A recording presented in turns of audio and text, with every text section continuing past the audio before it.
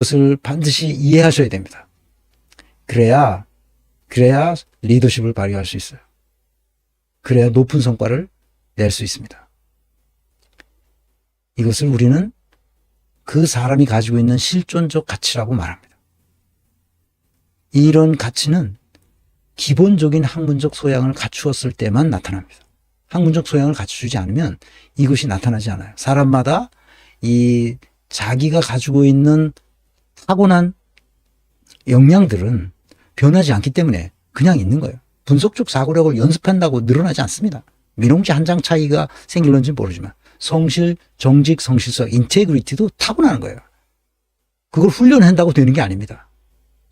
이 타고난 것에 역량 요소에서 학문적 소양은 훈련을 통해서 기르면 되는 거예요.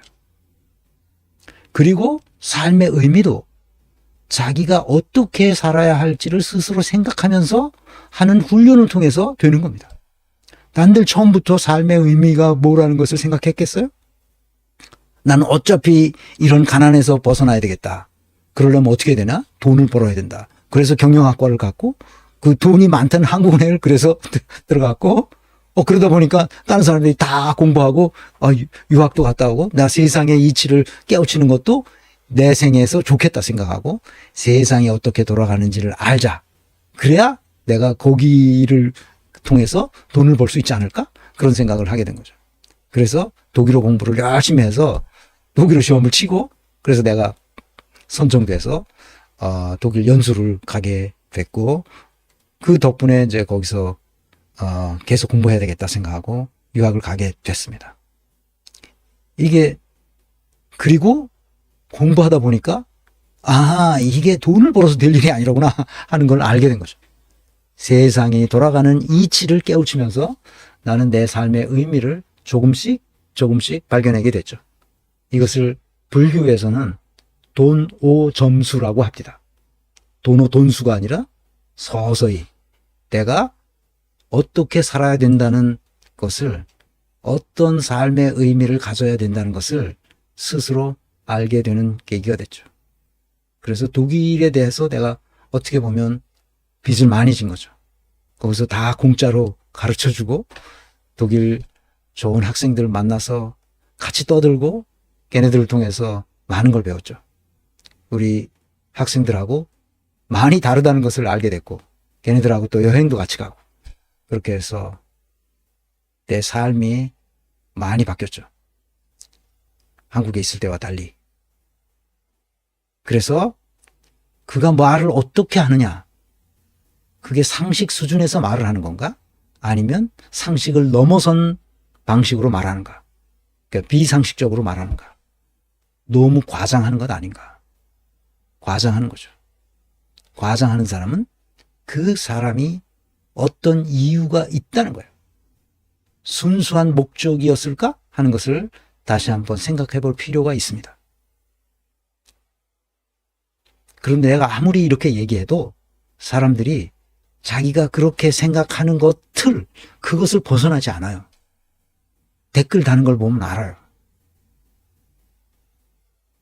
자기 스스로 자기를 생각해 보면 돼. 내가 혹시 내 관점에서 헤어나지 못하는 건 아닐까? 그 심리학자들이 이것을 프레임이라고 합니다. 내가 가지고 있는 프레임을 벗어나지 못한 건 아닐까? 계속 이거를 내가 원하는 증거들만 찾고 있는 것은 아닐까? 내가 어떤 이해관계에 있어서 저러는 건 아닐까? 이런 생각을 끊임없이 해야 돼요. 나는 민영배하고 아무런 이해관계가 없는 사람이잖아요. 내가 민주당 국회의원들 전화번호는 다 가지고 있으니까 아무한테나 내가 필요하면 전화해서 내가 누군데 어떤 사람은 나를 알아보기도 하고 어떤 사람은 처음 보는데 모른다 그러기도 하고 보좌관한테 연락해서 보좌관 전화번호는 국회에 가면 다 있으니까 얼마든지 할 수 있고 연락하는 건 어렵지 않아요. 문제는 연락하지 않아도 알 건 내가 다 알고 있다. 왜? 언론에 다 나와 있거든. 웬만한 건 다 나와 있습니다. 이렇게 오늘날 100년의 시간을 거쳐서 이렇게 발전해 왔다. 그것은 사회적 성취가 어떻게 일어나는지를 실용적인 차원에서 알 수 있어야 된다.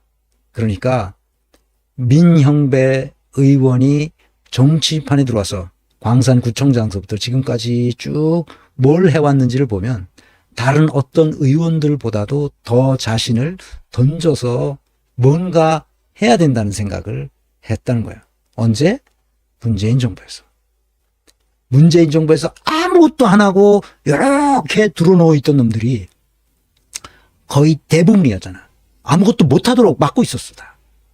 그런데 민영배 나서서 계속 뭔가를 하기 위해서 발버둥 쳤죠. 그게 민영배야. 그래서 내가 보기 시작한 거라고.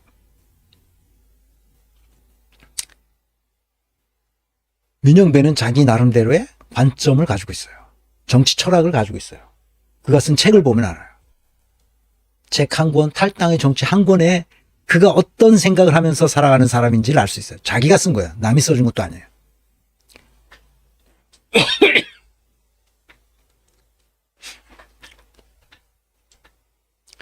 시대 정신이 있어요. 검찰을 개혁해야 된다. 그래서 어떤 상징을 만들어내는데 민영배는 아직 대중적 이미지, 대중 정치인으로서 나서야 할 과제를 안고 있어요. 대중이 잘 몰라요. 민영배에 대해서. 그러니까 민영배? 이 사람 뭐야? 이렇게 생각할 수가 있죠. 그래서 안타까워요. 원희룡 얘기인데 자꾸 민형배 얘기를 해서 미안하지만 원희룡은 이 앞에서 어떤 사람인지는 다 얘기했습니다. 사법연수원 시절 저쪽에 강북 어딘가 가서 술 처먹고 노상 방뇨하다가 파출소 들어가서 했더니 이놈들이 내가 누군데 이러면서 파출소 기물을 파손하고 그랬다는 것부터 시작해서 최근에 양평 고속도로까지 얼마나 그 심미적 세계를 탐닉하는 사람인지는 우리가 알게 됐습니다. 자기의 삶을 아름답게 꾸며가기 위해서 오마카세를 제주도에서 얼마나 많이 먹었는지 거의 천문학적인 수준의 항공비를 법인카드를 쓰고 그 수사받아야 될 사람이죠. 이진숙이나 뭐 다를 바 없죠. 이진숙도 삶의 굉장히 심미적인 이 취향을 가지고 있는 사람이에요. 아름다움을 추구하죠. 자기 삶에. 얼굴도 조금 바꾸고. 그 심미적인 취향을 가지고 있는 사람들이 위험합니다. 더닝크루거 효과 때문에 그렇습니다. 환영적 우월감에 빠져 있죠. 자기는 왜 슬픔과 절망의 계곡에 빠졌을 때 다시 환영적 우월감, 전국의 수석을 3번씩이나 한 놈이 왜 그렇게 무식한지, 그것은 무지와 우매함의 봉우리에 안착했기 때문에 그렇습니다. 환영적 우월감에 빠져 있는 거죠.